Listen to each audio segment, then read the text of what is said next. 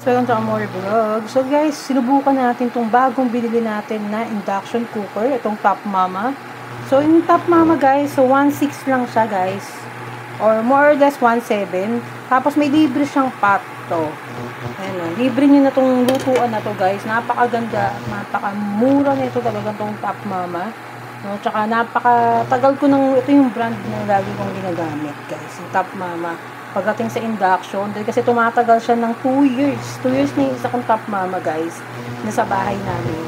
So hanggang ngayon buo pa rin siya guys. So magtatatlong taon na. No? Kaya ganitong katibay talagang yung Top Mama, talagang tatagal at hindi sayang yung pera nyo guys. No? Sa Pure Gold natin binili itong Top Mama. Ha? Yan. So tingnan nyo, ang bilis ko lang naluto yung adobo. Ang bilis kumulo. No? Tsaka 1,500 watts lang siya guys. Sa lahat ng induction, kasi yung mga induction, katulad nito, itong lumang Astron na to na induction, 2,000 watts. So, napakalakas niya sa kuryente guys. Tsaka napakabilis niyang masira. Tingnan mo yung nangyari doon sa Astron. O, yan o. Hindi siya pwedeng pang heavy duty guys na magluluto ka, yung mabigat, ilalagay mo dito, kaya nasira. Ayan o, tingnan mo, nagkawasak-wasak, nagka-crack. No? Ayan. So, itong induction na Top Mama, subok na yan kahit gano'ng kabigat guys, yung lutuin mo dyan.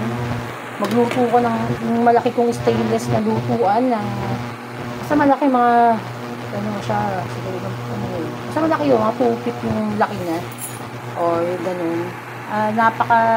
Kayang-kaya niya guys na, magluto dito, nakakayanan yung bigat na yung weight niya.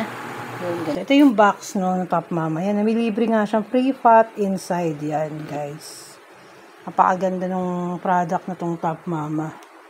Ayun, tingnan natin yung resibo ko kung nasa loob pa. Ang bilis lang kumulo nung niluluto ko, guys, ha. Ano ko pa lang nun, kumukulo na agad. So, ilalagay nyo lang dun sa, yan, isa-set nyo lang guys dito sa fry. So, pag gusto nyo mabilis siyang kumulo, sa fry nyo ilalagay. Yan. So ayun, amoy na yung guys, amoy na agad yung adobo, yung kulo ng adobo natin. Yan. So lagyan natin siya ng konting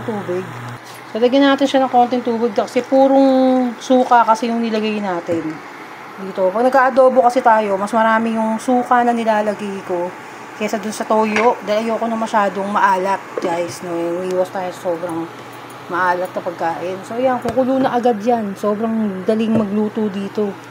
Kasi di ba, hindi sayang yung oras mo. Hindi sayang yung oras.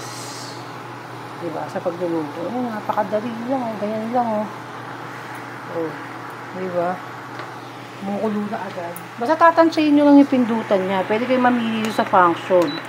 Pwedeng sa water lang kung ayaw yung pero nilalagay ko kasi kaya katulad nito sa soup, nilalagay ko kasi sa fry para mas mabilis yung paggulo niya guys, hindi sayang yung oras natin. Yan o, kumukulo na siya ng bongga. Yan. So yan, pakuluan lang natin ng pakuluan. So dito nagtatapos ang aking vlog, si Babu.